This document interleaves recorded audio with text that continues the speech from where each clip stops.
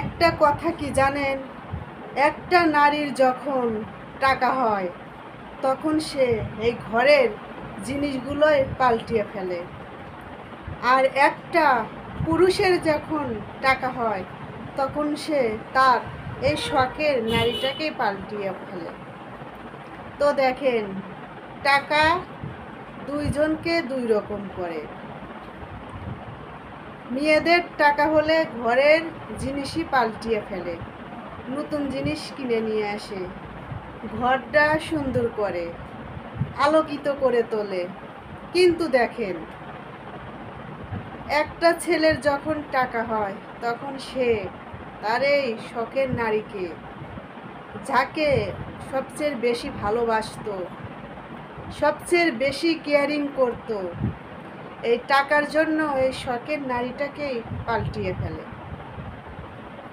তাহলে দেখেন, জীবনে আর কি আছে? যদি শখের পুরুষ ফেলে চলে যায় তাহলে জীবনের কোনো মূল্য আছে? কোনো মূল্য নাই। টাকা, টাকা সব করতে পারে। টাকার জন্য দুনিয়ায় পাগল।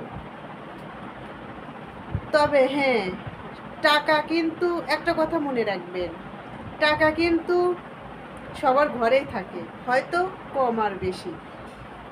আপনি যদি রাস্তায় গিয়ে ভিক্ষা করেন তাও কিন্তু টাকা পাবেন, কিন্তু এই ভালোবাসা কিন্তু ভিক্ষা করলে কখনো পাবেন না। টাকা পয়সা, ধন দৌলত কোনো কিছু দিয়ে কিন্তু ভালোবাসা পাওয়া যায় না। ভালোবাসা আসে মন থেকে। টাকা ছাড়াও ভালোবাসা হয়ে যায়, কিন্তু সবার জন্য না।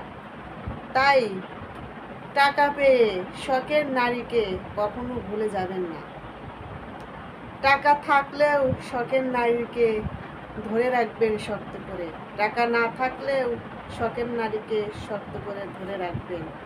কারণ আপনি শখের নারীকে নিয়ে আপনি দিনে একবার ডাল দিয়ে ভাত খান, তাও দেখবেন ঘরে শান্তি আছে। টাকা পয়সার অভাব নাই আপনার, কিন্তু আপনার মনের শান্তি যদি না থাকে তাহলে সেই টাকা পয়সার এক আনাও মূল্য নাই। কারণ টাকা কম বেশি সবার ঘরেই থাকে, কিন্তু দেখুন ভালোবাসা কার ঘরে আছে? সবার ঘরে কিন্তু থাকে না। কোটি কোটি টাকা আছে, কিন্তু দেখেন তার ঘরে অশান্তিরও অভাব নাই।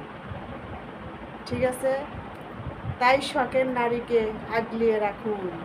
টাকা পেয়ে শখের নারীকে ভুলে যাবেন না। সবাই ভালো থাকবেন, সুস্থ থাকবেন। আর কথাগুলো যদি ভালো লাগে তাহলে একটা লাইক, একটা কমেন্ট করে আসবেন।